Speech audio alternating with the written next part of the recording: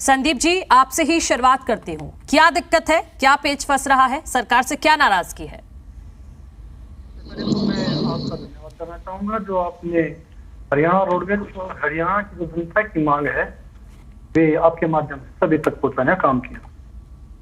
देखिए, जब से हरियाणा सरकार आई है तो मैं हरियाणा के बेड़े में लगभग 4,500 बसें थी और आज अगर आप सरकारी बसों का जो बेड़ा है वो देखते हो, लगभग 2300 बसों के आसपास हमारी बसें सिमट कर रह गई है। बसों का बेड़ा बढ़ाना तो दूर की बात, हरियाणा सरकार ने अभी तक जो कंडम बसें हुई है उनकी पूर्ति भी नहीं की है। ऊपर से एक तरफ हरियाणा सरकार कह रही है कि विभाग जो है घाटे में जा रहा है, दूसरी तरफ 40 के करीब ऐसी कैटेगरी है जो हरियाणा सरकार ने या तो बिल्कुल फ्री कर रखी है या बहुत ही कम पैसों में पूरी यात्रा करते हैं हरियाणा रोडवेज के अंदर। दूसरी बात, सीधी सीधी बात यह है कि जनता बोल रही है कि हमें हरियाणा रोडवेज की बसें चाहिए, हमें सरकारी बसें चाहिए, क्योंकि जो हरियाणा रोडवेज की बसें है वे निरंतर सेवा देती आ रही है हरियाणा के लोगों को भी और जो आसपास के प्रदेश है उनको भी, बिना किसी फायदे या नुकसान के। क्योंकि ये जो विभाग है ये नो लॉस नो प्रॉफिट के नियम पर चलता है।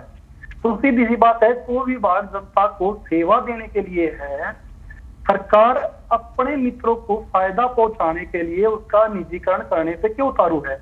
अगर विभाग घाटे में है तो कौन ऐसा व्यापारी है जो घाटे का सौदा करेगा और बसों को लेगा? जबकि हरियाणा सरकार ने नहीं संदीप जी, तो जो अगर निजी बसें चलेंगी तो उससे जनता का फायदा नहीं होगा क्या? उससे सुविधा नहीं बढ़ेगी क्या?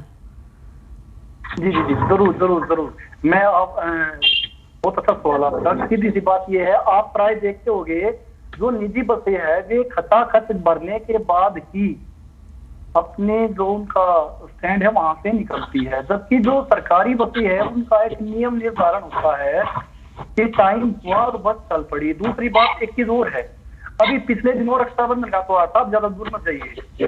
रक्षाबंधन के दिन हरियाणा सरकार ने महिलाओं को और 15 साल के 2 बच्चों को हरियाणा रोडवेज के अंदर या हरियाणा के अंदर जितनी भी निजी बसें हैं उनके अंदर भी फ्री यात्रा के लिए आदेश दिया हुआ था।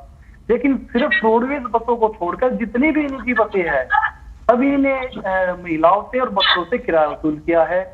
उनके ऊपर अभी तक कोई कार्रवाई नहीं हुई है। मतलब ये सिर्फ एक उदाहरण है, जनता की सुविधा के लिए निजी बसें नहीं है, ये सिर्फ जनता को लूटने के लिए है। हरियाणा रोडवेज जनता की सुविधा के लिए है, लेकिन सरकार सुविधा नहीं देख रही है जनता की, सिर्फ अपने निजी मित्रों का फायदा देख रही है। नहीं तो आपको क्या नुकसान है इससे? आप वो भी समझाइए जरा मेरे दर्शकों को कि प्राइवेट बसें अगर चलती हैं और इलेक्ट्रिक बसें अगर लाती है, 550 इलेक्ट्रिक बसें जो लाने की तैयारी है, तो उससे दिक्कत क्या है? आपको क्या दिक्कत है? देखिए, सीधे तौर पर मैं आपको बताना चाहूंगा, किलोमीटर स्कीम के तहत जो बसें आ रही है ये एक जो इनका एक मालिक की कई बसें हैं। अगर आप 1993 की पॉलिसी देखोगे तो उसमें 5 व्यक्ति मिलके एक परमिट लेते थे, सीधे तौर पे 5 परिवार वे हो गए, उसके ऊपर ड्राइवर कंडक्टर, यानी कई परिवारों का गुजर बसर उससे होता था।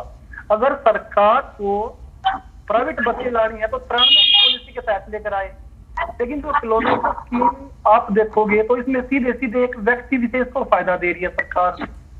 दूसरी बात मैं आपको बताना चाहूंगा कि धीरे धीरे जो आप हमारा फायदा हमारा नहीं, हम जनता के लिए लड़ रहे हैं। अगर सरकारी बसें आती है तो उसके ऊपर रोजगार भी मिलता है, सरकारी भर्ती भी होती है, ड्राइवर कंडक्टर मिस्त्री वगैरह इलेक्ट्रीशियन वगैरह, तो सीधे तौर पर रोजगार भी बढ़ता है।